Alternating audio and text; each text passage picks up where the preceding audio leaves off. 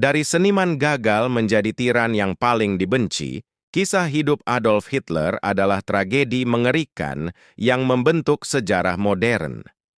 Berikut adalah riwayat hidupnya yang dramatis. Masa muda yang penuh kekecewaan. Adolf Hitler lahir pada 20 April 1889 di kota kecil Braunau am Inn, Austria. Hidupnya dipenuhi dengan ambisi yang tidak tercapai. Setelah kematian ayahnya yang keras, Alois Hitler, ia pindah ke Wina dengan harapan besar untuk menjadi seorang seniman hebat. Namun, Akademi Seni Rupa Wina menolaknya 2 kali, menghancurkan mimpinya. Terpuruk dan miskin, ia menghabiskan beberapa tahun hidup di tempat penampungan tunawisma, di mana ia terpapar pada ideologi-ideologi antisemit dan nasionalis ekstrim yang kelak akan menjadi fondasi dari pandangan dunianya yang gelap. Lahirnya sang pemimpin fanatik, titik balik hidupnya terjadi saat Perang Dunia I pecah. Meskipun seorang warga negara Austria, ia mendaftar di tentara Jerman. Pengalaman perang yang mengerikan, termasuk kebutaan sementara akibat serangan gas, mengukir dalam dirinya sebuah kebencian mendalam terhadap apa yang ia lihat sebagai pengkhianatan Jerman oleh musuh dari dalam.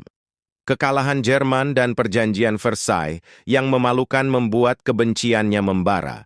Setelah perang, ia bergabung dengan sebuah partai kecil di Munich, Partai Buruh Jerman, kemudian diubah menjadi Partai Nazi. Dengan kemampuan oratorinya yang luar biasa, ia berhasil memikat massa yang frustrasi dan terhina. Ia menjanjikan kebangkitan kembali kejayaan Jerman dan menyalahkan orang-orang Yahudi, komunis, dan politisi sebagai penyebab kehancuran negara. Pada tahun 1923, ia mencoba melakukan kudeta yang dikenal sebagai Beer Hall Putsch, namun gagal. Ia dipenjara dan selama di sana, ia menulis buku manifesto kejinya Mein Kampf, Perjuanganku, yang menguraikan visi rasial dan ekspansionisnya menuju kekuasaan mutlak. Setelah dibebaskan dari penjara, Hitler mengubah strateginya. Ia memutuskan untuk merebut kekuasaan melalui jalur politik yang sah.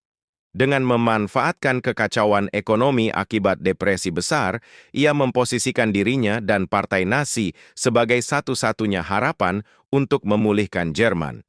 Pidato-pidatonya yang penuh semangat dan agitasi menciptakan gelombang dukungan yang tak terbendung. Pada Januari 1933, ia diangkat sebagai kanselir Jerman. Dari sana, ia dengan cepat membongkar seluruh sistem demokrasi. Peristiwa pembakaran Reichstag memberinya dalih untuk menangguhkan kebebasan sipil, dan undang-undang pemberian kuasa memberinya kekuasaan diktator absolut. Ketika Presiden Hindenburg meninggal pada tahun 1934, Hitler menggabungkan jabatan kanselir dan presiden, menamai dirinya Führer, pemimpin, dan mengkonsolidasikan kekuasaan mutlaknya. Perang dan kehancuran Hitler mulai mengabaikan Perjanjian Versailles dan membangun kembali militer Jerman secara besar-besaran. Ia menganeksasi Austria dan Cekoslowakia dengan agresif.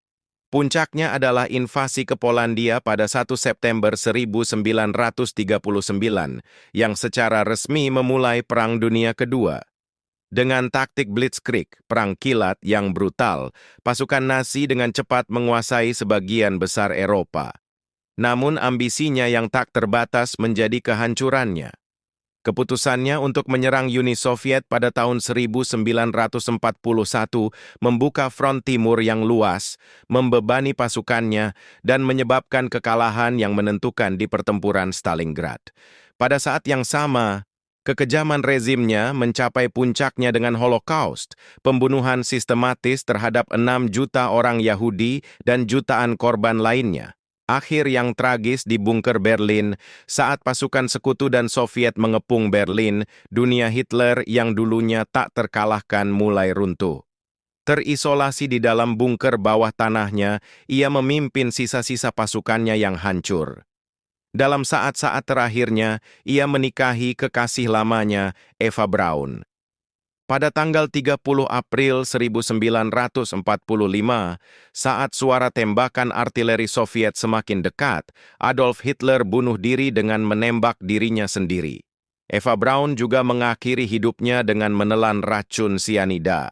Atas perintahnya, tubuh mereka dibakar di luar bunker untuk menghindari penghinaan di tangan musuh-musuhnya. Dengan kematiannya, mimpi buruk yang ia ciptakan akhirnya berakhir, meninggalkan kehancuran, genosida, dan luka mendalam di seluruh dunia.